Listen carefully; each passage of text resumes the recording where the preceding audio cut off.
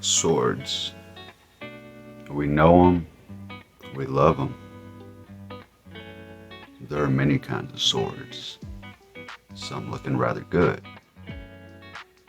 Many of the coolest characters in cinema, anime, as well as the written language, have used swords, often used to define the epitome, the absolute ceiling of coolness mixed with savagery. It's well known, it's probably overused, but they still manage to make it look good. Today I don't want to talk about any of that though, because the sword's distant cousin, the axe, never gets enough attention. There have been some rather cool axes in recent memory. Looking at you, Stormcaller? Stormbringer? We also got Escanor. My man, that axe looking pretty cool.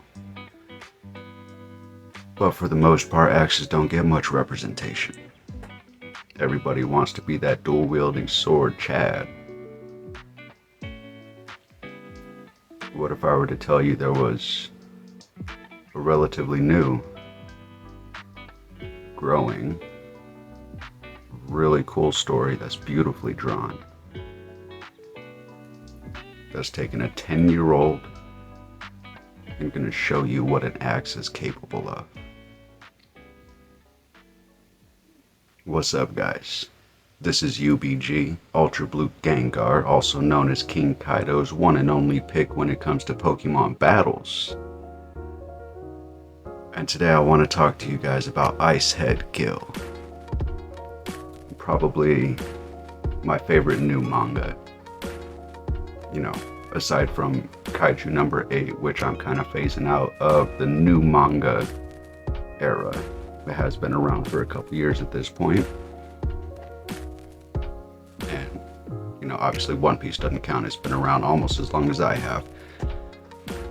But this story, like I said, is about a young boy named Gill Soul. And that's where chapter 1 begins. Gill Soul and the Lich. And honestly, as far as a synopsis, this first page really tells you almost everything you need to know about what the story is about to bring us. Throughout chapter 1, our new friend Gill begins a rather complex and hauntingly beautiful journey. The focus of which is to redeem his father's good name, because he believes his father has been set up, accused of killing the crown princes and his own comrades. Gill was chased out of town after the civilians had already 86'd his family, for lack of a better YouTube safe term. This poor kid ran out of the only home he had known, the only people he had ever known. Chased out of town. All he had was a small pack of valuables that had been given to him by his father and an axe. Now, you might think that, you know, something like this is more than enough reason for a young lad to give up all hope. I mean, personally, if you know, the parent I idolized had been tarnished, accused of some absolutely egregious offenses that I knew not to be true, I'd probably lose a little bit of hope. I definitely wouldn't be But that's what makes our boy Gill unique. And, you know, probably because of a little bit of personal bias, Natsu from Fairy Tail and Luffy from One Piece are my two favorite main characters of all time, simply because those smiles. They always tell me it's going to be okay. And this kid, through all the crap he went through before the age of 10, still has a smile like that. My boy, I'm on board. But see, here's the thing. A lot of anime and manga would take this as an opportunity to, you know, suddenly find some Deus Ex Machina way to give this rather small character a significant power increase that would allow them to compete on the level of full-grown adults with magical, mystical powers. Because, you know, it is still a shonen manga. Don't be fooled. Don't be thinking that there is no magic. There is. But the way that this story handles the magic, as well as the main character's personal growth, is absolutely amazing. To elaborate just a little bit, because, you know, I'm no physicist, I'm no scientist expert, but you know, researching this, I did learn a little bit about the exact ins and outs, which only made me love the power scaling that they're using for the main character that much more. Allow me to introduce you to centripetal and centrifugal force. And yes, for the sake of this discussion, they are going to be, for the most part, both equally valuable in explaining Gill's powers. Because you see, Gill's not a very big lad. He's 10 years old. He's still on the short side. You know, probably hadn't even hit his growth spurt. Poor kid. It's coming soon. But you know, he's still gotta fight against some pretty scary opponents. So, how do we handle this? A lot of writers would have just gone in the way of give them some kind of relic, artifact, something that will give them an instant power boost. This mangaka has decided to use real life logic to justify his main character's power. Now, centripetal force, imagine, if you will, you tie a string to your finger, and on the other end of that ball, or on the other end of that string, you tie a ball. Sorry, guys. Now, when you start spinning that finger around, the force of that ball is going to rotate in a large circle around your finger. Centripetal force is the force that's exerted on your finger because of the constant change of direction that the ball is going to experience while traveling. So, in the case of, you know, young Gill, that means that as he spins, his body is building energy, storing power. Now, centrifugal force is what the axe is experiencing in this case. Because, to go back to our previous example, that string swinging around your finger with a ball on the end, at the same time that your finger is building up centripetal force, that ball is building up centrifugal force. So essentially what you have is energy stored on both ends that, once released, will allow the character to explode,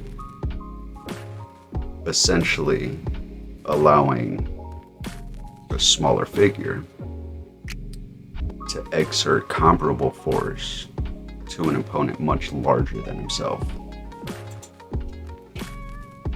And that explains the basis of Gill's fighting style. He has, if I'm remembering correctly, through the 15 chapters we've had so far, used up to 3 or 4 spins. Each rotation being a new technique, if you will, where it's 1 spin, 2 spin, 3 spin. He has also shown the use of a no-spin technique, which means that even baseline, this rather smaller figure would still have enough power just swinging the axe to be able to do some damage to maybe some young adult level opponents. So you take that baseline and you start adding centripetal and centrifugal force to it, then you come up with a way of allowing a 10-year-old to fight mystically powered adults so that he can continue his journey of trying to untarnish his father's good name. Which brings me to my next point about the Warrior's Code. It is something that gets referenced a lot. Being introduced in the first chapter, his father is definitely portrayed as a noble figure, a man of honor, a high-standing man of upstanding character. And throughout the story, the more little fragments you get about his father do point towards and indicate that his father was indeed a good person, and these charges levied against him by the kingdom were probably fabricated somehow. And a lot of that is established in chapter 1 as well. And then to, round it out to the final point, the primary focus of the series, the primary bad guys, I suppose is probably a better term, are known as liches. To anybody who has any history with fantasy, whether it be video games, tabletop games, books, even fantasy television and movies, liches probably need no explanation. But for those uninitiated who are maybe thinking about getting into this story, essentially what a lich is somebody who died, and generally speaking, these people do have to be a little more what would be traditionally defined as evil, are offered a second chance and are basically resurrected as undead sorcerers of various kinds. Now this is where HEAD Gill's version of the Lich does vary some from the traditional, because according to tradition, a Lich would usually have a phylactery where once killed, his soul would recongregate, and after a period of time, the physical being would reappear. Now, this doesn't seem to be the case, or if it is, then, every Lich in this story thus far has been an idiot, because we do see in chapter 1, Gill does take down a Lich. And I kind of like this, because adding in the extra step of having to hunt down a Lich's phylactery so that you could finish them off for good would probably cause the story to drag out a little longer than the mangaka would like it to. So that, while not being traditional, to me, it is a little acceptable. You want to be able to tell your story without having to take too many detours to get there, right? Now, it's possible, because, as you can tell through the hat and the jacket, I am a huge One Piece fan, and that is 100% due to Oda's storytelling abilities, and I will not deny that the man can take some detours, just like I can. But I digress. Overall, I would say HEAD GILL is highly recommended to anybody who enjoys a main character who is constantly upbeat, almost always wears a smile, and without fail stands up for his friends and fights for his dream.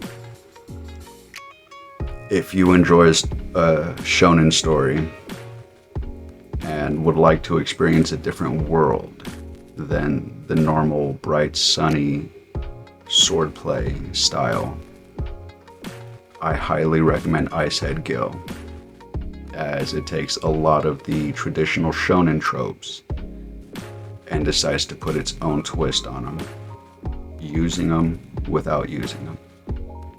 Overall, it's a pretty darn good story so far. Yes, it has its Deus Ex Machina moments, but it's definitely worth a try. And at only 15 chapters so far, to anybody who has the Shonen Jump app, subscription to the Shonen Jump magazines, I believe it is also on the Viz app. I definitely say, next time you have a little bit of time to just kick back, relax, you can't find anything else good to read, look this one up. You will be pleasantly surprised. Once again, this has been UBG Ultra Blue Gengar. I appreciate your guys' time, and I look forward to seeing you in the next one.